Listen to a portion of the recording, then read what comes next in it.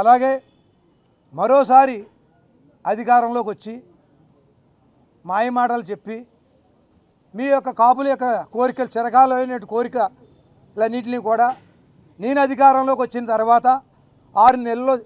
మీ యొక్క కోరికలన్నీ తీర్చాలని చెప్పడం, అది 2 సంవత్సరాలైనా సరే మీరు పట్టించుకోకపోవటం, దాన్ని మా కాపు కుల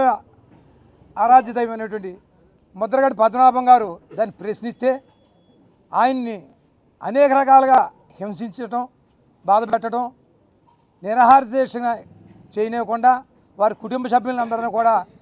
ఈడ్చుకెళ్ళి పద్మనాభం గారు కుటుంబ భార్యతో పాటు వారి కుటుంబంలో కొడుకులు కోడలు అందరినీ కూడా లాక్కుని పట్టుకెళ్ళి అరెస్ట్ చేయడం, ఇవన్నీ కూడా కాపుల యొక్క హృదయాల్లో మరి